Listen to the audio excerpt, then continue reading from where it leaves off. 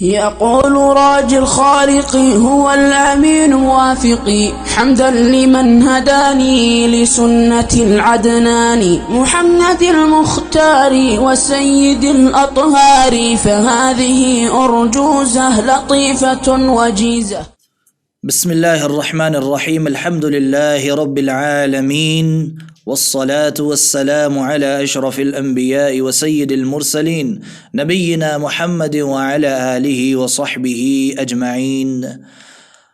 أما بعد، پچھلے درس میں ہم نے آپ کے سامنے کتاب کا مقدمہ اور اس کے ساتھ پہلا سبق یا پہلا باب بیان کیا تھا، جس کا عنوان تھا ارکان الاسلام۔ آج ہم اپنی منتخب کتاب مختصر العقیدۃ الاسلامیہ جو لکھی ہے الشیخ محمد بن جمیل زینو رحمہ اللہ نے، اس کا دوسرا سبق یا دوسرا باب بیان کریں گے۔ دوسرے باب کا عنوان ہے ارکان الایمان، ایمان کے ارکان۔ پچھلی مجلس میں ارکان اسلام تفصیل سے بیان کیے گئے تھے، اور آج انشاءاللہ اللہ تعالیٰ کی توفیق سے ارکان الایمان بیان کیے جائیں گے۔ اور جیسا کہ میں پہلے بتا چکا ہوں کہ ارکان اسلام اور ارکان ایمان جو آ جائیں گے، انہیں شیخ نے ایک مشہور حدیث مبارکہ سے اخذ کر کے یہاں لکھا ہے، اور وہ حدیث ہے حدیث جبریل۔ تو جس طرح جبرائیل علیہ السلام نے اللہ کے رسول صلی اللہ علیہ وسلم سے پہلا سوال کیا، اخبرنی عن الاسلام، مجھے اسلام کے بارے میں خبر دیں، اسلام کے بارے میں بتائیں، تو آپ صلی اللہ علیہ وسلم نے جواب میں 5 ارکان اسلام کا ذکر کیا۔ اسی طرح پھر دوسرا سوال جبرائیل علیہ السلام نے یہ کیا، اخبرنی عن الایمان، مجھے ایمان کے بارے میں بتائیں، تو اس کے جواب میں اللہ کے نبی علیہ الصلاۃ والسلام نے 6 ارکان ایمان بتائے۔ تو آج اس دوسرے سوال اور اس کے جواب کے بارے میں ہی ہم پڑھنے جا رہے ہیں۔ فضیلت الشیخ محمد بن جمیل زینو رحمہ اللہ لکھتے ہیں، سوال، پہلا سوال ہے اس سبق کا، قال جبریل، جبریل نے کہا علیہ السلام، فاخبرنی عن الایمان، پس مجھے ایمان کے بارے میں خبر دیں، ایمان کے بارے میں بتائیں۔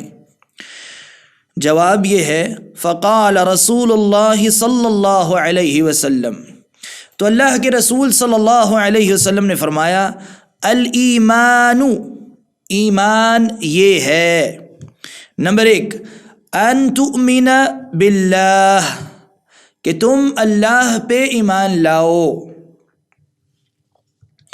ایمان یہ ہے کہ تم اللہ پہ ایمان لاؤ۔ اللہ پہ ایمان لانے کا کیا مطلب ہے، اور اس میں کون سی اہم باتیں ہیں جو ہمارے ذہن میں حاضر رہنی چاہیے اللہ پہ ایمان لاتے ہوئے؟ شیخ آگے مزید وضاحت کرتے ہوئے بریکٹ میں لکھتے ہیں، الاعتقاد بان اللہ خالق کل شیء، یہ اعتقاد یا عقیدہ لفظ ہم معنی ہے، مترادف لفظ ہے دونوں، اور یہاں میں تھوڑا سا عقیدے کے بارے میں بھی آپ کو بتاؤں گا کہ لفظ عقیدہ جب بھی ہمارے سامنے بولا جائے تو اس کے بعد ہمارے ذہن میں اس کا کیا معنی آنا چاہیے۔ بہت سارے لوگوں نے یہ لفظ سنا ہوتا ہے، لیکن واضح طور پہ وہ اس کا معنی نہیں جانتے، یا کچھ نہ کچھ کنفیوژن کا شکار ہوتے ہیں۔ میرا عقیدہ یہ ہے، تمہارا عقیدہ یہ ہے، فلاں عقیدہ صحیح ہے، فلاں عقیدہ غلط ہے، اس قسم کے جملے آپ نے سنے ہوں گے. تو لفظ عقیدہ بار بار گفتگو میں آتا رہتا ہے، تو اس کے صحیح دو ٹوک کلیئر معنی پتہ ہونا چاہیے. لفظ عقیدہ نکلا ہے عقدہ سے. عقدہ کا معنی ہوتا ہے گرہ لگانا، گانٹھ لگانا، باندھ دینا. دو رسی کے سرے پکڑ کے یا دھاگے کے دو سرے پکڑ کے جو گرہ لگاتی ہے، گرہ لگتی ہے، اسے کہتے ہیں عقدہ. اور اسی سے لفظ عقیدہ بنا ہے، اور اس سے مراد یہ ہے کہ کوئی بات، کوئی سوچ، کوئی فکر یا کوئی فیصلہ جو ہمارے دل میں پختہ ہو جائے، ہمارے دل میں بیٹھ جائے، اس انداز سے پختہ اور پکا ہو جائے کہ اس کے اوپر گرہ لگ جائے. ہم اس سوچ کو، اس فیصلے کو کسی صورت بدلنے کے لیے تیار نہیں ہوتے، یا اس کی مخالفت سننا برداشت نہیں کر سکتے. اسی کو حق اور سچ سمجھتے ہیں اور پورے یقین سے اسے مانتے ہیں، گویا کہ گرہ لگ گئی اس سوچ پہ یا اس بات پہ. تو اس دل کے اندر جو ایسی بات بیٹھے گی جس پہ گرہ لگ جائے، اس بات کو ہم اپنا عقیدہ کہیں گے. تو ہمارے وہ فیصلے یا وہ سوچ، وہ نظریات جو پکے ہو جائیں دل کے اندر، کسی صورت اس میں شک اور شبہ کی کوئی گنجائش باقی نہ رہے، اتنا پختہ ہو جائیں، تو ایسے فیصلوں کو، ایسی سوچ کو، ایسے نظریات و افکار کو ہم عقیدہ کہتے ہیں. اور جو سوچ یا نظریات اور افکار قرآن و حدیث کے مطابق ہوں گے تو وہ صحیح اسلامی عقیدہ ہوگا، اور جو نظریات و افکار قرآن و حدیث کے مخالف ہوں گے تو وہ باطل عقیدہ ہوگا. تو شیخ کہتے ہیں اس کتاب میں، ان تؤمن باللہ، کہ تم اللہ پہ ایمان لاؤ. ایمان کا یہ پہلا رکن ہے، ایمان کا پہلا رکن ہے. اور یہاں بھی ایک اور بات قابل غور ہے، یا یاد دہانی کروانا ضروری ہے کہ اکثر لوگ ارکان ایمان، ارکان اسلام کے بارے میں جانتے ہیں. جب پوچھا جائے کہ اسلام کے کتنے ارکان ہیں، تو بچپن سے ہم سنتے آ رہے ہیں کہ اسلام کے 5 ارکان ہیں. لیکن اگر آپ اکثر نوجوانوں سے یا بچوں سے پوچھیں ایمان کے کتنے ارکان ہیں، تو انہیں یہ تو بتایا جاتا ہے ایمان مجمل اور ایمان مفصل، لیکن ایمان کے ارکان کے بارے میں اکثریت ہمارے لوگ نہیں جانتے. تو جس طرح اسلام کے 5 ارکان ہیں، اسی طرح ایمان کے 6 ارکان ہیں. اور اللہ کے رسول صلی اللہ علیہ وسلم نے ان میں پہلا جو رکن بیان کیا وہ اس حدیث مبارکہ میں آتا ہے، ان تؤمن باللہ. ایمان کا پہلا رکن یہ ہے کہ تم اللہ پہ ایمان لاؤ. اور اللہ پہ ایمان لانے سے کیا مراد ہے؟ شیخ لکھتے ہیں، الاعتقاد، اس بات کا عقیدہ رکھنا، اس بات کو دل میں پختہ کر لینا، پکا کر لینا، یقین کر لینا، بِأَنَّ اللَّهَ خَالِقُ كُلِّ شَيْءٍ، کہ اللہ رب العزت خالق کل شیء، ہر چیز کا خالق ہے، ہر چیز کا پیدا کرنے والا ہے. وَمَعْبُودٌ بِحَقٍّ، اور سچا برحق معبود ہے. خالق بھی وہی ہے اور معبود بھی وہی ہے، پیدا بھی اسی نے کیا ہے، اور عبادت کا مستحق، ہر قسم کی عبادت کا مستحق بھی وہی ہے، وہی سچا اور برحق معبود ہے. لہو اسماء و صفات تلیق بذاتہ، اور اس کے اسماء ہیں، و صفات، اور صفات ہیں، تلیق بذاتہ، وہ اسماء و صفات ہیں جو اس کی شان کے لائق ہیں. اللہ تعالیٰ کے اسماء سارے حسنہ ہیں، خوبصورت ہیں، صفات بلند ہیں، خوبصورت ہیں، ہر قسم کے نقص اور عیب سے پاک ہیں. تلیق بذاتہ، ایسی خوبصورت صفات ہیں، ایسی صفات کاملہ ہیں جو اس کی شان کے لائق ہیں، جو اس کی ذات کے لائق ہیں. قال اللہ تعالی، اللہ تعالیٰ نے فرمایا، لیس کمثلہ شیء وہو السمیع البصیر. لیس کمثلہ شیء، اس کی کوئی مثال نہیں. لیس کمثلہ، اس کی مثال جیسی کوئی چیز نہیں، اس کی مثال دی ہی نہیں جا سکتی. کہ اللہ تعالیٰ کے بارے میں اگر یہ بیان کرنا ہو کہ اللہ تعالیٰ کیسا ہے تو یہ نہیں کہہ سکتے کہ مثال کے طور پہ جیسے یہ ہے ویسے اللہ تعالیٰ. مثال ہے ہی نہیں. اللہ تعالیٰ ہر قسم کی مثال سے پاک ہے. لیس کمثلہ شیء وہو السمیع البصیر، اور وہ سمیع بھی ہے اور بصیر بھی ہے، خوب سننے والا اور جاننے والا ہے. اور یہ سورہ شورى کی آیت کریمہ ہے. تو یہ شیخ نے مختصر وضاحت کی ہے ایمان باللہ کی، کہ جب یہ کہا جائے گا ان تؤمن باللہ، ایمان کا پہلا رکن یہ ہے کہ تم اللہ پہ ایمان لاؤ، تو اللہ پہ ایمان لانے کا یہ مطلب ہے. اور بعض علماء اس کو ترتیب سے چند نقطوں میں بیان کرتے ہیں، اور وہ 4 بنیادی باتیں بیان کرتے ہیں جو کہ اللہ رب العزت پہ ایمان لانے کا معنی یہ مراد ہے. کتنی باتیں ہیں؟ 4 باتیں. جب یہ کہا جائے کہ اللہ پہ ایمان لانا، تو اللہ رب العزت پہ ایمان لانے کا مطلب ان 4 بنیادی باتوں کو ماننا ہے. پہلی بات، اللہ رب العزت کے وجود پہ ایمان لانا. اللہ تعالیٰ کے اوپر ایمان لانے کا مطلب کیا ہے؟ کہ اللہ رب العزت کا وجود ہے. اللہ تعالیٰ کے وجود کا انکار نہیں کرنا، اس کا وجود ہے، اس کے وجود پہ ایمان لانا.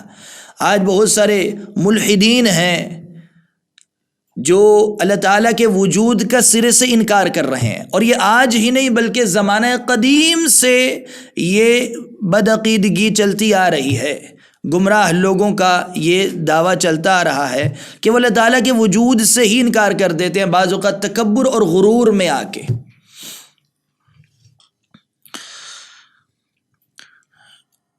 تو پہلا نقطہ اللہ پہ ایمان لانے میں، پہلی بات، پہلا نقطہ یہ ہے کہ اللہ تعالیٰ کے وجود پہ ایمان لانا ہے.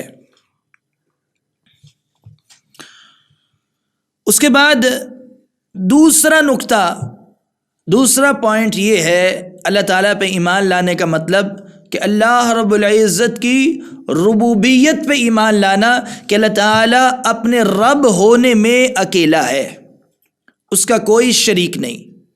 اور تیسرا نقطہ یہ ہے کہ اللہ رب العزت کی الوہیت، توحید الوہیت پہ ایمان لانا، کہ اللہ تعالیٰ اپنی الوہیت، اپنی عبادت میں اکیلا ہے، اس کا کوئی شریک نہیں. تو ایک ہے ربوبیت اور دوسرا لفظ ہے الوہیت، اور یہ آگے بھی الگ تفصیل سے دونوں نقطے واضح کیے جائیں گے اگلی مجالس میں، اگلے ابواب میں. لیکن مختصراً یہاں اشارتاً تھوڑی سی وضاحت کر دیتا ہوں. کچھ افعال اللہ تعالیٰ کے ہیں اور کچھ افعال بندے کے ہیں. اللہ رب العزت کے بھی بے شمار افعال قرآن اور حدیث میں بیان کیے گئے ہیں. مثال کے طور پہ پیدا کرنا اللہ تعالیٰ کا فعل ہے، رزق دینا اللہ تعالیٰ کا فعل ہے، دن لانا اللہ تعالیٰ کا فعل ہے، رات لانا، بارش نازل کرنا، کسی کو بیمار کرنا، کسی کو شفا دینا، یہ تمام اللہ تعالیٰ کے افعال ہیں. اور بے شمار افعال اللہ تعالیٰ کے قرآن پاک میں بھی آئے ہیں اور حدیث مبارکہ میں بھی آئے ہیں. ان تمام افعال کو اللہ تعالیٰ کی ربوبیت کہا جاتا ہے. تو جب ہم اللہ رب العزت کے لیے لفظ رب بولتے ہیں تو اس سے مراد کیا ہوتا ہے؟ وہ افعال جو قرآن و حدیث میں اللہ کے لیے آئے ہیں، ان افعال کو کرنے والا.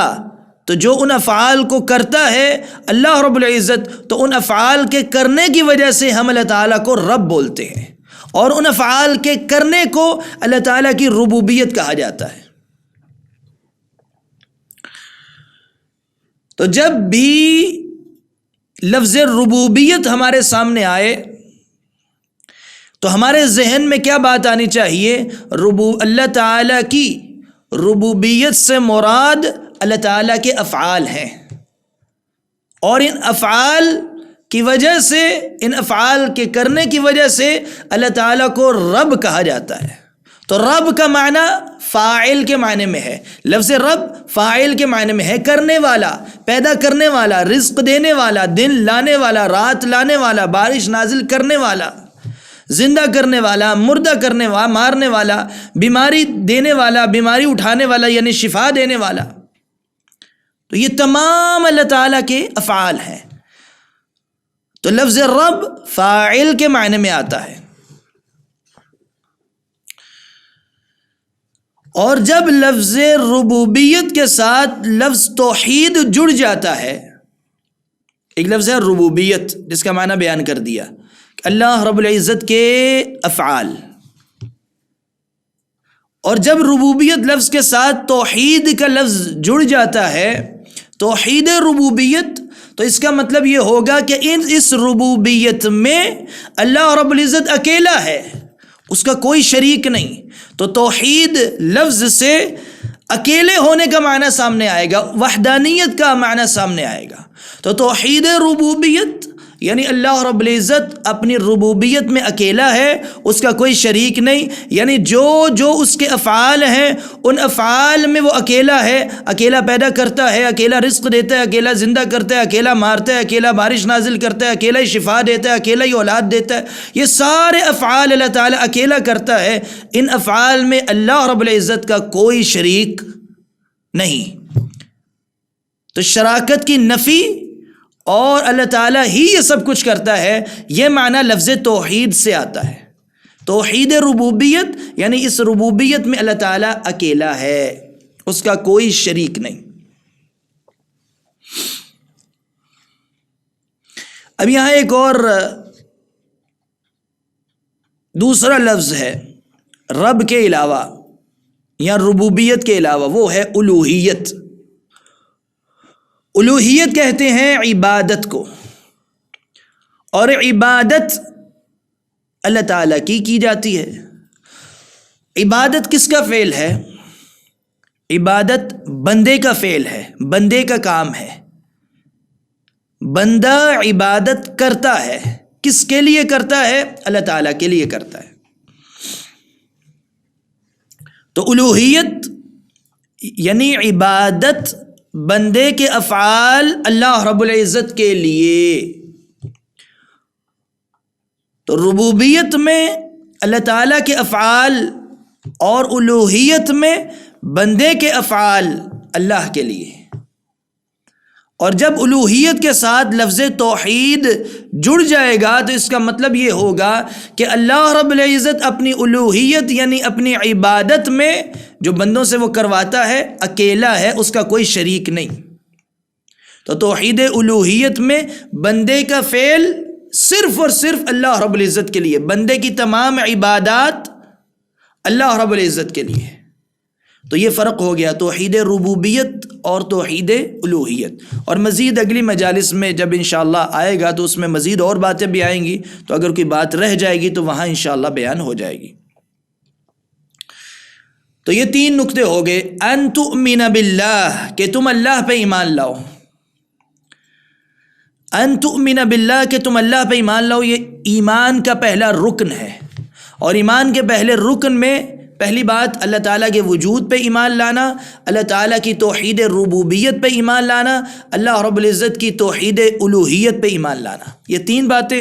اور ایک آخری اور چوتھی بات اللہ تعالیٰ کے اسماء و صفات پہ ایمان لانا، توحید الاسماء والصفات، توحید اسماء و صفات پہ ایمان لانا کہ اللہ تعالیٰ کے خوبصورت نام ہیں جنہیں ہم اسماء حسنہ کہتے ہیں، اور بلند صفات ہیں، کامل صفات ہیں، ہر قسم کے نقص اور عیب سے پاک صفات ہیں، اور اللہ تعالیٰ ان میں اکیلا ہے، اس کا کوئی شریک نہیں ان ناموں میں اور ان صفات میں۔ مطلب کیا ہے؟ اللہ تعالیٰ کے ناموں جیسے کسی کے نام نہیں، اور اللہ تعالیٰ کی صفات جیسی کسی کی صفات نہیں۔ یہ معنی ہے توحید الاسماء والصفات۔ مثال کے طور پہ اللہ رب العزت السمیع ہے، خوب سننے والا، ہر چیز اللہ تعالیٰ سنتا ہے. ہم زمین میں بیٹھے ہوئے ہلکی آواز بھی اللہ رب العزت سنتا ہے. وہ السمیع ہے. السمیع اللہ تعالیٰ کا نام بھی ہے اور اس میں ایک صفت پائی جاتی ہے سننا، سماعت کے. اللہ تعالیٰ سننے والا ہے. تو جیسے قرآن و حدیث میں اللہ تعالیٰ کی اسماء حسنہ اور صفات کاملہ ذکر ہوئی ہیں، ان اسماء و صفات کو ویسے ہی ہم مانتے ہیں، ان کے اقرار کرتے ہیں، اور ان جیسے اسماء و صفات کسی اور کے نہیں، کوئی تشبیہ نہیں دیتے. اللہ تعالیٰ کے اسماء و صفات کی مثال نہیں دیتے،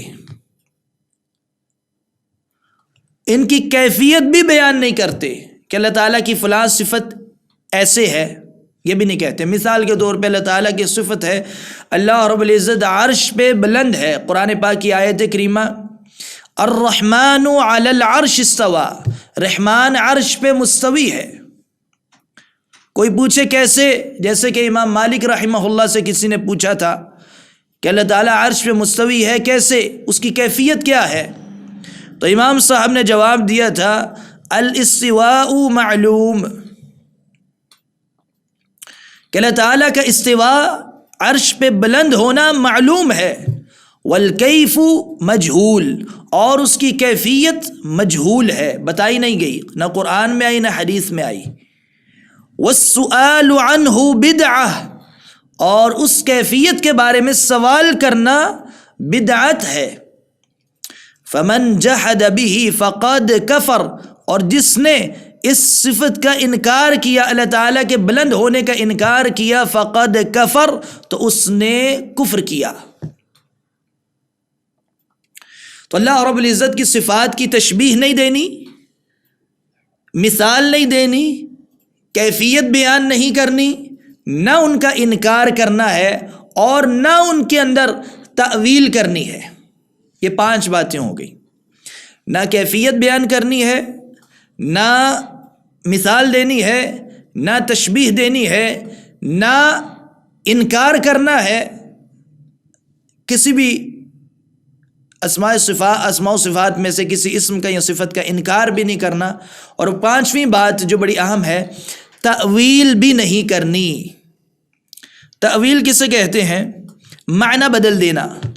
مثال کے طور پہ اللہ تعالیٰ کے 2 ہاتھ ہیں، دونوں کا ذکر قرآن پاک میں آتا ہے، بل یداہ مبسوطتان، بل یداہ، اس کے 2 ہاتھ، یدا تثنیہ کا لفظ ہے، یداہ 2 ہاتھ اللہ تعالیٰ کے.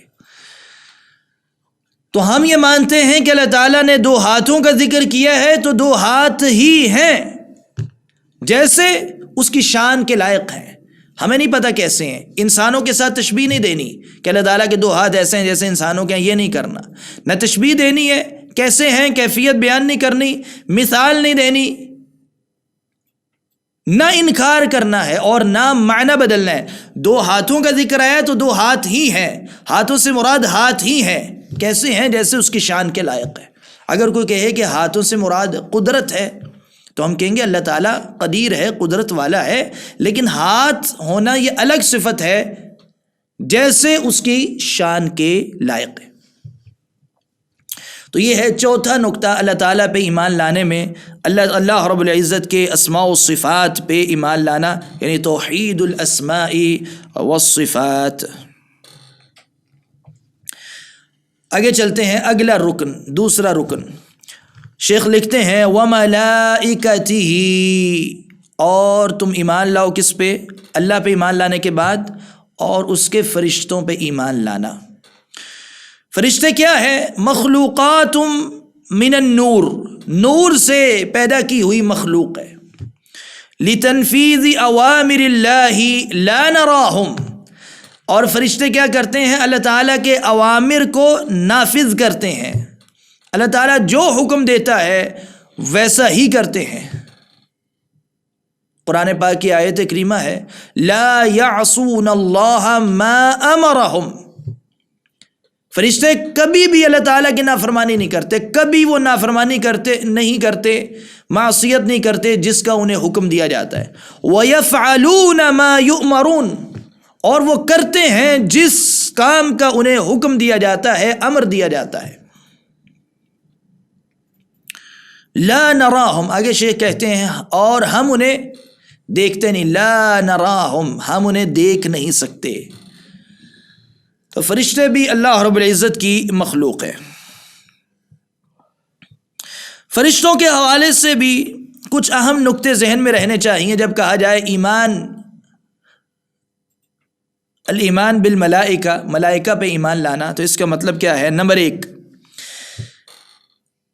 جن جن فرشتوں کا نام اللہ رب العزت نے قرآن و حدیث کے ذریعے ہمیں بتایا، ان فرشتوں کو ان ناموں کے ساتھ ماننا، ان کا اقرار کرنا، یہ فرشتوں پہ ایمان لانے میں شامل ہے۔ پہلا نقطہ کہ جن کا نام آیا ان کو ناموں سمیت ماننا،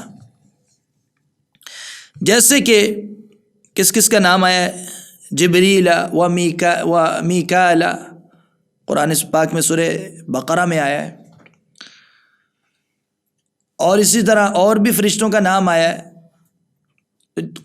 حدیث میں بھی آیا ہے۔ تو جن کے نام آئے ان کو مانتے ہیں، اور جن کے نام نہیں بھی آئے، بے شمار فرشتے ہیں اللہ تعالیٰ کے، ان سب کو مانتے ہیں کہ وہ اللہ کے فرشتے ہیں۔ دوسرا نقطہ، اللہ رب العزت نے بعض فرشتوں کے مخصوص کام یا ان کی ذمہ داریوں کا ذکر کیا ہے، ان کے اعمال کا ذکر کیا ہے کہ فلاں فرشتہ یہ کام کرتا ہے اللہ تعالیٰ کے حکم سے، فلاں اللہ کے حکم سے یہ کام کرتا ہے۔ مثال کے طور پہ جبریل علیہ السلام کس بات کے ذمہ دار تھے؟ اللہ کا پیغام لے کر انبیاء تک پہنچانا، وحی کے، تو وحی پہنچانا یہ جبریل علیہ السلام کی ذمہ داری۔ تو جبرائیل علیہ السلام اللہ کے فرشتے ہیں، نام کے سمیت مانتے ہیں، اور ان کے اس عمل کو، اس ذمہ داری کا بھی اقرار کرتے ہیں۔ یہ بھی فرشتوں پہ ایمان لانے میں شامل ہے۔ اسی طرح میکائیل علیہ السلام اللہ رب العزت کی طرف سے پابند ہیں بارش کے نازل کرنے پہ، یا بارش برسانے کے لیے ان کی ذمہ داری ہے اللہ کے حکم سے۔ یا اسرافیل علیہ السلام اللہ کے حکم سے سور پھونکیں گے، تو یہ ان کا کام ہے، ان کا عمل ہے۔ اس کے علاوہ بھی اگر کوئی فرشتوں کا نام کے ساتھ ذمہ داری آئی ہے، عمل آیا ہے، تو ہم اس عمل کے ساتھ اس بات پہ ایمان لاتے ہیں۔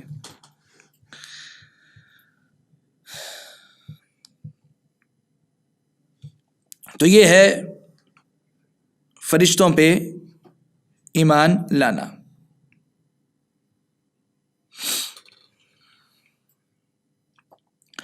تیسرا رکن ہے ایمان کا وَكُتُبِهِ، فرشتوں پہ ایمان لانے کے بعد اس کی کتابوں پہ ایمان لانا۔ اب یہاں رک کر میں ایک اور نقطہ واضح کرنا چاہتا ہوں۔ یہ ساری باتیں جو ہم بیان کر رہے ہیں، یہ ساری ہمارے عقیدے سے تعلق رکھتی ہیں، ان پہ ہم عمل نہیں کر سکتے۔ یعنی اگر کہا جائے فرشتوں پہ ایمان لانا، تو کیا فرشتوں پہ عمل کیا جا سکتا ہے؟ نہیں۔ نماز پڑھی جا سکتی ہے، عمل ہے، زکوٰۃ دی جا سکتی ہے، عمل ہے، روزہ رکھا جا سکتا ہے، عمل ہے، حج کیا جا سکتا ہے، عمل ہے۔ لیکن فرشتے، کیا ان پہ عمل کیا جائے گا؟ نہیں، بلکہ ان کے ساتھ کیا معاملہ کریں گے؟ اقرار کریں گے۔ ایمان لانے کا مطلب اقرار کر لیں گے، دل سے تسلیم کریں گے کہ جبرائیل علیہ السلام اللہ کے فرشتے ہیں۔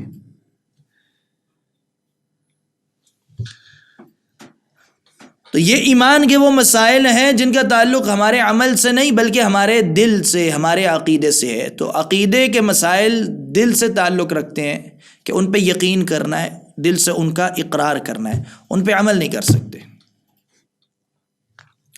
اسی طرح آگے تیسرا رکن ہے ایمان کا وَكُتُبِهِ، اور اس کی کتابوں پہ ایمان لانا۔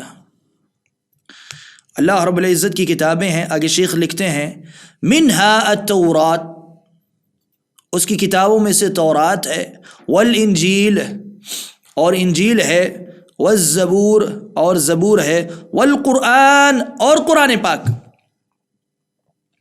والقرآن ناسخها، ساتھ انہوں نے ایک لفظ کا اضافہ کیا، ایڈیشن، والقرآن ناسخها، قرآن ان تمام پچھلی کتابوں کا ناسخ ہے۔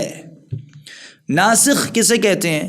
ایک چیز ہوتی ہے نسخ، ایک ہوتا ہے ناسخ اور ایک ہوتا ہے منسوخ۔ نسخ کا معنی ہوتا ہے اللہ رب العزت کا ایک حکم آیا ہے اور کچھ عرصے کے بعد ایک ایسا حکم آ گیا کہ جو پچھلے کو ختم کر رہا ہے، تو یہ پچھلا حکم ختم ہو جائے گا، نئے حکم پہ عمل کرنا ہے، تو نیا ناسخ ہوگا، پچھلا جو ہوگا جو ختم ہو گیا ہے اس کی جگہ نیا آ گیا ہے، تو یہ قابل عمل نہیں ہے یہ والا حکم، تو یہ منسوخ ہوگا۔ اور اس پورے پروسیس کو یا اس کو نسخ کہا جاتا ہے۔ پہلے کتابیں آئیں، تورات آئی، زبور آئی، انجیل آئی، جس زمانے میں یہ کتابیں نازل ہوئیں، جس قوم کی طرف انہوں نے اپنے زمانے پہ انہی کتابوں پہ عمل کرنا تھا اور تبھی وہ ہدایت یافتہ ہوتے۔ لیکن جب قرآن پاک نازل ہو گیا تو قرآن پاک کے نازل ہونے کے بعد قیامت تک کے آنے والے لوگوں کے لیے قرآن پہ عمل کرنا ضروری ہے ہدایت کے لیے، اور ہر قیامت تک کے زمانہ بھی اور ہر جگہ بھی، یعنی کسی مخصوص قوم کے لیے قرآن نہیں آیا، تمام روئے زمین پہ جتنے انسان ہیں حتیٰ کہ جنات، تمام پہ قرآن پہ عمل کرنا ضروری ہے۔ تو اس اعتبار سے قرآن ناسخ ہے پہلی کتابوں کے لیے، نہ تورات پہ آج عمل ہو سکتا ہے، نہ زبور پہ، نہ انجیل پہ، قرآن پاک پہ ہی عمل کریں گے تو راہ راست پہ آئیں گے۔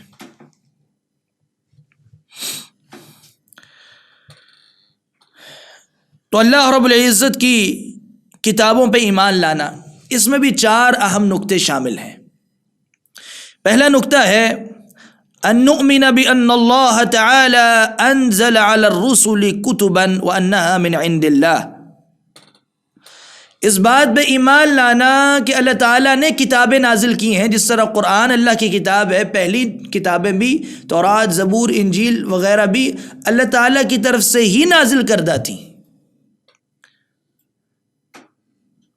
اس بات پہ ایمان لانا ہے کہ جتنی کتابیں قرآن و حدیث میں جن کا ذکر آیا ہے وہ اللہ تعالیٰ کی طرف سے نازل کردہ ہیں،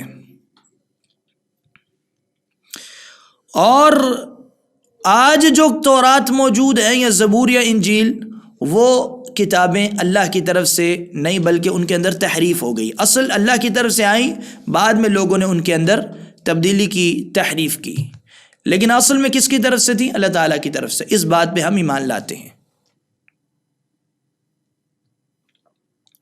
دوسرا نقطہ، اس بات پہ ہم ایمان لاتے ہیں کہ اللہ کی کتابوں میں جو بھی اللہ تعالیٰ کا حکم ہے، یعنی پچھلی کتاب سابقہ کتب میں اور قرآن میں جو بھی اللہ تعالیٰ کا حکم ہے، اللہ کی طرف سے نازل ہوا ہے، وہ صحیح ہے، اس کی صحت پہ ایمان لاتے ہیں، وہ کبھی غلط ہو نہیں سکتا کیونکہ اللہ تعالیٰ کا حکم ہے۔ ہاں، سابقہ کتب میں جو لوگوں نے تحریف کی، تبدیلیاں کی، ان کی کوئی گارنٹی نہیں، لیکن ان میں بھی جو اللہ تعالیٰ کا حکم ہے وہ ہمیشہ برحق ہے، سچ ہے، صحیح ہے۔ تیسرا نقطہ کہ ہم تمام کتابوں پہ ایمان لاتے ہیں، تمام ان کے اندر موجودہ احکام پہ، اگر وہ ہماری شریعت سے ٹکرا نہ رہے ہوں، یعنی ہم سے پہلی شریعتوں کے وہ احکام جن کی نفی ہماری شریعت نے نہیں کی یا جن کی مخالفت ہماری شریعت نے نہیں کی، تو وہ پہلی شریعتوں کے احکام بھی برحق ہیں ہمارے لیے۔ اس بات پہ بھی ہم ایمان لاتے ہیں۔ اور اس کے بعد چوتھا نقطہ کتابوں پہ ایمان لانے میں یہ بھی شامل ہے کہ ہم اللہ تعالیٰ کی تمام ان کتابوں پہ ایمان لاتے ہیں ان ناموں کے ساتھ جن کتابوں کا نام قرآن و حدیث میں آیا ہے، جیسے القرآن، التورات، الانجیل، الزبور، صحف ابراہیم، صحف موسیٰ، اور اسی طرح بعض علماء کہتے ہیں یحییٰ علیہ السلام کے لیے بھی کتاب کا ذکر آیا ہے سورہ مریم میں، یا یحییٰ خذ الکتاب بقوہ۔ بعض کہتے ہیں یہ الگ کتاب تھی۔ ہمارے ہاں مشہور یہ ہے کہ 4 آسمانی کتابیں ہیں، تورات، زبور، انجیل، قرآن، جبکہ صحیفہ ابراہیمی بھی قرآن میں اس کا ذکر ہے، وہ بھی کتاب ہے۔ اور بعض علماء کے قول کے مطابق یحییٰ علیہ السلام کی کتاب کا ذکر بھی قرآن میں ملتا ہے۔ تو جس کتاب کا نام قرآن و حدیث میں ہے نام کے ساتھ، تو ان ناموں سمیت ہم اللہ کی کتابوں پہ ایمان لاتے ہیں۔ تو یہ تھے 4 نقطے الایمان بالکتب پہ۔ چوتھا رکن ایمان کا وَرُسُلِهِ، اور اس کے رسولوں پہ ایمان لانا۔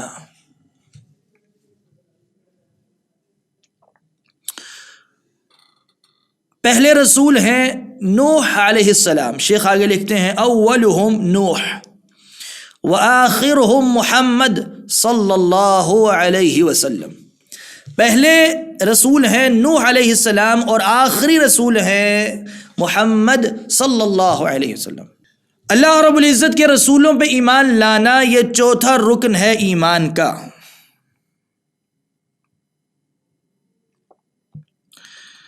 اور اللہ کے رسولوں پہ ایمان لانے میں چند اہم باتیں ذہن میں رکھنا ضروری ہے۔ نمبر 1،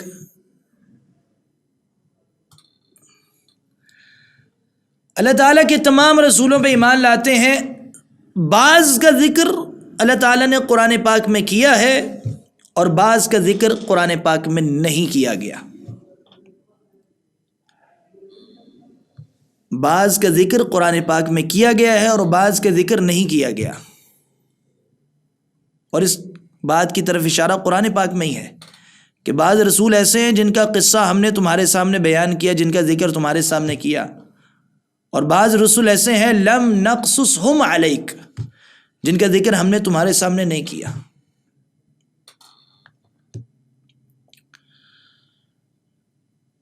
اور جن جن رسولوں کا نام لے کر قرآن پاک میں ذکر کیا گیا ہے ان کے نام کے ساتھ ان پہ ایمان لاتے ہیں، لیکن کسی رسول پہ فوقیت نہیں دینی۔ لا نفرق بین احد من رسلی، مطلب کیا ہے؟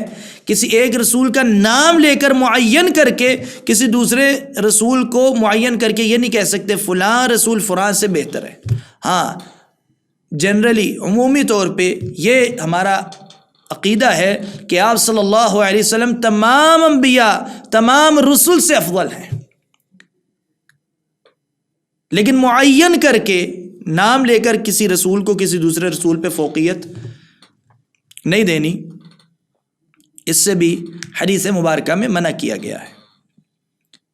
عمومی طور پہ یہ کہیں گے کہ اللہ کے رسول صلی اللہ علیہ وسلم تمام انبیاء رسولوں سے افضل ہیں، سب کا درجہ ایک جیسا نہیں ہے، بس نام لے کر بیان کرنے سے یہ بات منع کیا گیا ہے۔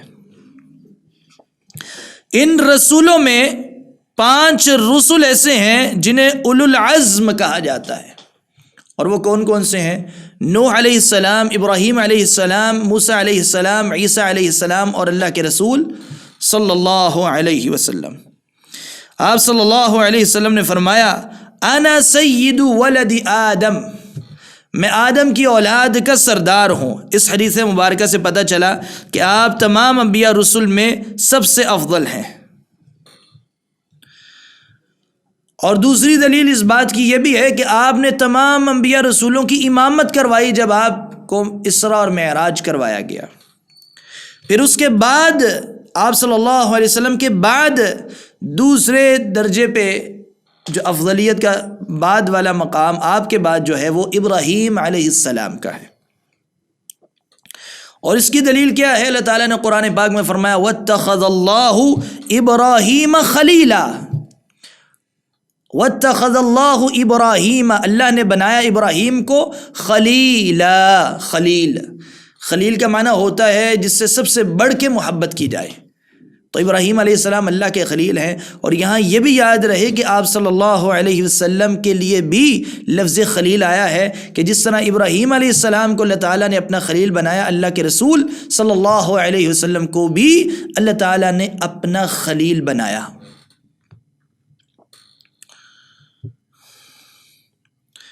اور اس کے بعد باقی تمام رسولوں کا درجہ ہے اور انبیاء کا درجہ ہے، تو تمام انبیاء رسولوں کے اوپر ہم ایمان لاتے ہیں۔ بعض کا ذکر ہمارے سامنے آیا اور بعض کا ذکر ہمارے سامنے نہیں آیا۔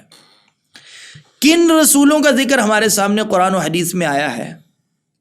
تمام کا نہیں آیا۔ جن کا نہیں آیا وہ کیوں نہیں آیا؟ اس کے بارے میں علماء لکھتے ہیں کہ اگر غور کیا جائے قرآن و حدیث پہ، تو جن رسولوں کا ذکر قرآن و حدیث میں آیا ہے وہ دراصل اس جگہ سے تعلق رکھنے والے رسول ہیں جو مکہ اور مدینہ کے قریب، یعنی عربوں کے قریب قریب علاقوں میں آئے، یعنی عراق، شام، مصر، حجاز اور یمن، یہ علاقے کے قریب قریب علاقوں کا ذکر آتا ہے۔ ان میں جو رسول آئے ان کا ذکر آیا ہے، جبکہ اور بھی قومیں دنیا میں ہیں، ان میں بھی کوئی نہ کوئی رسول آئے ہوں گے، کیونکہ قرآن پاک کی آیت ہے ہر قوم میں اللہ تعالیٰ نے رسول بھیجا اپنی دعوت کے لیے۔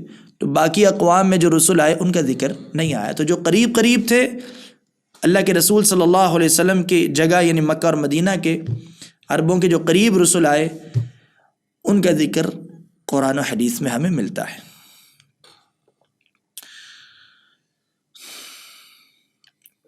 پانچواں رکن ہے ایمان کا والیوم الآخر، آخرت کے دن پہ ایمان لانا۔ یوم القیامہ لمحاسبۃ الناس، آخرت کے دن سے مراد قیامت کا دن لوگوں کے محاسبے کے لیے، حساب کے لیے۔ اور آخرت کے دن پہ ایمان لانے میں کون کون سی باتیں آتی ہیں؟ نمبر 1، الایمان بوقوعہ، کہ آخرت کا دن واقعی ہوگا، آخرت کا دن ہے، یہ کوئی افسانہ نہیں ہے، یقین ہے کہ آخرت کا دن ہوگا۔ قرآن پاک کے شروع میں آیا متقین وہ ہیں وَبِالْآخِرَةِ هُمْ يُوقِنُونَ، اور آخرت پہ وہ یقین رکھتے ہیں۔ تو اس کے واقع ہونے پہ، وقوع پہ یقین رکھنا کہ ہم مریں گے، قبر میں جائیں گے، قبر کے بعد دوبارہ اٹھائے جانا ہے، دوبارہ اٹھائے جانا ہے، بعثت پہ یقین رکھنا، تو قیامت کا دن ہوگا، اس کا وجود ہے۔ اس کے بعد دوسری بات، ہر اس بات پہ ایمان لانا جو قیامت کے دن ہوگی، جس بات کا ذکر قرآن اور حدیث میں آیا ہے۔ جیسا کہ حدیث مبارکہ میں آتا ہے قیامت کے دن لوگ برہنہ، ننگے سر، ننگے پاؤں اٹھائے جائیں گے، اس حالت میں اٹھائے جائیں گے۔ اس قسم کی جتنی باتیں قیامت کے دن کے بارے میں قرآن و حدیث میں آئی ہیں ان سب پہ ایمان لانا۔ نمبر 3، قیامت کے دن اللہ تعالیٰ نے حوض کا ذکر کیا ہے، حوض ہوگا۔ شفاعت کا ذکر کیا ہے، شفاعت ہوگی۔ صراط کا ذکر کیا ہے، پل صراط۔ جنت ہے، آگ ہے، اور اسی طرح جنت کی نعمتیں ہیں اور آگ کا عذاب ہے۔ ان تمام باتوں کو ملا کر قیامت کے دن پہ ایمان لانے میں یہ باتیں شامل ہیں۔ اور چوتھی چیز قیامت کے دن پہ ایمان لانے میں کہ آخرت جو ہے ہماری جو جب ہم الیوم الآخرہ، آخر کی بات کرتے ہیں، والیوم الآخر، تو آخرت کا دن ہمارا شروعات کہاں سے ہوتی ہے؟ موت سے، یعنی ہماری آخرت موت سے شروع ہو گئی، اور مرنے کے فوراً بعد قبر میں جانا ہے، اور قبر میں بھی سزا ملے گی اور انعام ملے گا، امتحان ہوگا قبر میں، اور ادھر ہی اس کا نتیجہ نکلے گا۔ کچھ لوگوں کو وہیں پہ انعام ملے گا اور کچھ لوگوں کو وہیں پہ سزا ملے گی۔ تو یہ بھی قبر کے انعام یا سزا دونوں پہ ایمان لانا کہ دونوں معاملات قبر میں ہوتے ہیں، یہ بھی آخرت کے دن پہ ایمان لانے میں شامل ہے۔ کیونکہ بعض لوگ عذاب قبر کے منکر ہیں، اور وہ ایک اپنی طرف سے ایک لاجک پیش کرتے ہیں، کیوں عذاب نہیں ہو سکتا قبر میں؟ وہ کہتے ہیں کہ حساب ہوا ہی نہیں، حساب قیامت کے دن ہونا ہے تو عذاب قبر میں کیسے ہو سکتا ہے؟ تو حساب پہلے ہوتا ہے، بعد میں عذاب ہوتا ہے، تو حساب ابھی چونکہ ہونا ہے بعد میں، قیامت کے دن اٹھائے جانے کے بعد، بعثت کے بعد، تو اس سے پہلے پھر قبر میں عذاب کیسے ہو سکتا ہے؟ جب حساب ہوگا تو بعد میں عذاب ہوگا جس کو بھی ہونا ہے. تو یہ ان کی ایک اپنی لاجک ہے، جبکہ یہ غلط ہے، اس لیے کہ قرآن پاک میں اللہ رب العزت نے پچھلی سابقہ امتوں کا، اقوام کا ذکر کیا جن پہ دنیا میں اللہ تعالیٰ نے عذاب نازل کیا. ان کا کون سا حساب ہوا ہے؟ قوم نوح پہ عذاب آیا، قوم عاد پہ آیا، قوم ثمود پہ آیا، فرعون پہ آیا، آل فرعون پہ آیا. ان سے کون سا حساب لیا گیا تھا؟ ان کا حساب بھی تو قیامت کے دن لیا جائے گا. دنیا میں ہی اللہ تعالیٰ نے انہیں سزائیں دے دی. تو جس طرح دنیا میں بغیر حساب کے عذاب آئے، سزائیں ملیں، اسی طرح قبر کے اندر بھی حساب سے پہلے اللہ تعالیٰ عذاب دے گا ان لوگوں کو جن کا ذکر حدیث مبارکہ میں ہے. تو جس طرح عذاب یا سزائیں ہیں قبر میں، اسی طرح انعام بھی ملے گا قبر کے اندر. تو آخرت کے دن پہ ایمان لانے میں یہ بات بھی شامل ہے. اس کے بعد چھٹا رکن ہے ایمان کا اور آخری رکن، وَتُؤْمِنَ بِالْقَدَرِ خَيْرِهِ وَشَرِّهِ، اور تم ایمان لاؤ بالقدر، قدر پہ، خیرہ و شرہ، خیر و شر والی. اس کے بارے میں شیخ نے لکھا ہے الرضا بما قدرہ اللہ مع الاخذ بالاسباب، راضی ہو جانا بما قدرہ اللہ، اس پہ جو اللہ نے ہماری تقدیر میں لکھا ہے اس پہ راضی ہو جانا. آگے اہم نقطہ ہے مع الاخذ بالاسباب، اسباب کو لینے کے ساتھ. یعنی بعض لوگ سمجھتے ہیں کہ جو ہونا ہے میری تقدیر میں لکھا ہوا ہے، چھوڑو جو ہونا ہے وہ ہو جائے گا. نہیں، ہمیں زندگی اسباب کے تحت گزارنی ہے. تو اسباب کو لینا، اسباب کا استعمال کرنا اور اللہ کی تقدیر پہ ایمان لانا، یہ تقدیر پہ ایمان لانا ہے. یعنی تقدیر پہ ایمان لانا اسباب کی نفی نہیں ہوتی، تو اسباب استعمال کرنا یہ تقدیر میں سے ہے. تو تقدیر کے بہانے سے اسباب کو چھوڑنا یہ غلط ہے. اور تقدیر پہ ایمان لانے میں 4 اہم باتیں شامل ہیں، یا انہیں کہا جاتا ہے تقدیر کے 4 مراتب ہیں. تقدیر کے 4 مراتب ہیں. نمبر 1، تقدیر پہ ایمان لانے کا پہلا مطلب یہ ہے کہ اللہ رب العزت کے علم کے اوپر ایمان لانا کہ جو کچھ ہونے والا ہے، جو کچھ ہوتا ہے وہ سب اللہ تعالیٰ کے علم میں پہلے سے ہے. جو کچھ ہوگا مستقبل میں، ہر چیز کے بارے میں اللہ تعالیٰ جانتا ہے، اس کے علم میں ہے. قرآن پاک کی آیت کریمہ ہے واللہ بکل شیء علیم، اللہ تعالیٰ ہر چیز کے بارے میں علیم ہے، علم رکھنے والا ہے.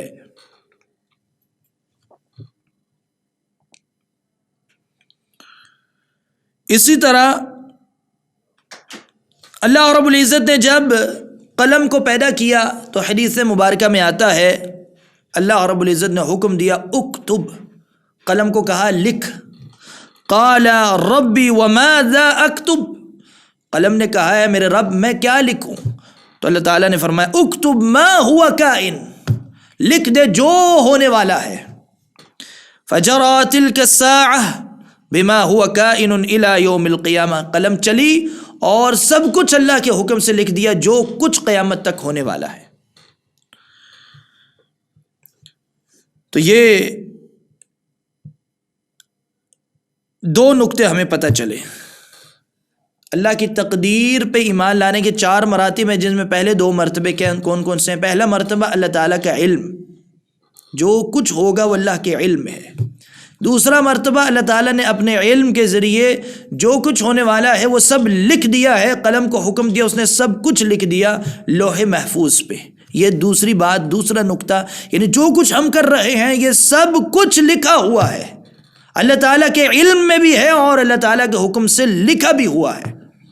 اور اس کے بعد تیسرا اہم نقطہ، اور یہ 4 مراتب میں سے اکثر لوگ کسی ایک مرتبے کو مان لیتے ہیں، باقی 3 کا انکار کر دیتے ہیں، بعض 2 کو مان لیتے ہیں، 2 کا انکار کر دیتے ہیں، بعض لوگ 3 کو مان لیتے ہیں، 4تھے کا انکار کر دیتے ہیں۔ تو 4 کے 4 مراتب کو ماننا اللہ تعالیٰ کی تقدیر پہ ایمان لانے میں شامل ہے۔ اور تیسرا مرتبہ ہے کہ جو کچھ اس کائنات میں ہوتا ہے وہ اللہ تعالیٰ کی مشیت سے ہوتا ہے، اللہ تعالیٰ کی مرضی سے ہوتا ہے، اور اسی لیے یہ ہم بولتے ہیں ما شاء اللہ کان، جو اللہ چاہے وہ ہوگا، وما لم یشاء لم یکن، اور جو وہ نہیں چاہتا وہ نہیں ہوتا۔ تو ہر کام اس کی مشیت کے تحت ہے۔ تو یہ تیسرا مرتبہ ہے اللہ تعالیٰ کی مشیت کا اقرار کرنا، کہ جو کچھ ہوتا ہے اللہ تعالیٰ کی مشیت سے ہوتا ہے۔ اور قرآن پاک کی کئی آیات میں آتا ہے شاء اللہ، شاء اللہ، اللہ نے چاہا۔ تو یہ شاء لفظ اللہ تعالیٰ کی مشیت کا معنی رکھتا ہے۔ اس کا مطلب ہے اللہ تعالیٰ نے جو چاہا وہی ہوگا، اور دنیا میں وہی ہوتا ہے جو اللہ تعالیٰ چاہتا ہے، جس کا اللہ تعالیٰ ارادہ کرتا ہے۔ اللہ رب العزت کی مشیت اور ارادے کے بغیر کچھ دنیا میں نہیں ہوتا۔ چوتھا مرتبہ الخلق، پیدا کرنا۔ کیا مطلب ہے اس کا؟ کہ اللہ رب العزت ہر چیز کا خالق ہے اور ہمارے اعمال کا بھی خالق ہے۔ جو ہم عمل کرتے ہیں، ہمارے افعال، ہمارے اعمال، انہیں بھی اللہ تعالیٰ نے پیدا کیا ہے، تخلیق کیا ہے۔ اور قرآن پاک کی آیت کریمہ ہے، اللہ تعالیٰ نے ارشاد فرمایا واللہ خلقکم وما تعملون، اس نے تمہیں پیدا کیا اور جو کچھ تم عمل کرتے ہو۔ یعنی اللہ تعالیٰ ہمارا بھی خالق ہے، ہمارے اعمال کا بھی خالق ہے۔ اس نے ہمارے اعمال کو بھی پیدا کیا ہے، ہمارے حرکات و سکنات، ہر چیز کو اللہ رب العزت نے پیدا کیا ہے۔ تو ہمارے اعمال، بندوں کے افعال، بندوں کے اعمال اللہ تعالیٰ کے پیدا کردہ ہیں۔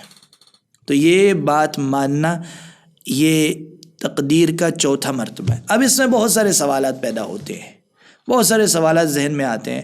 تو اس کا پہلا بنیادی جواب یہ ہے کہ بہت ساری باتیں ایسی ہیں عقیدے کی جو ہمارے لیے امتحان ہیں، کہ جیسی قرآن و حدیث میں آئی ویسی کی ویسی مان لیں۔ 100% ہمارے ہر سوال کا جواب ملنا ضروری نہیں ہے۔ اللہ تعالیٰ نے جو بتا دیا اس کو ویسے ہی مان لیں۔ تو اس لیے بہت سارے سوالات جو تقدیر کے بارے میں پیدا ہوتے ہیں، اس کے جوابات تلاش کرنے نہ نکلیں۔ جیسا قرآن و حدیث میں آیا، جیسے یہ 4 مراتب بیان ہوئے ہیں، دلائل کی روشنی میں قرآن و حدیث میں آئے ہیں، ویسے کہ ویسے مان لیں، تو یہ تقدیر پہ ایمان لانا مکمل ہو جائے گا۔ اگر میں کہوں نہیں ایسے ہے تو ایسے کیوں نہیں، ایسے کیوں کیا، تو اللہ تعالیٰ سے کیوں کا سوال نہیں کر سکتے۔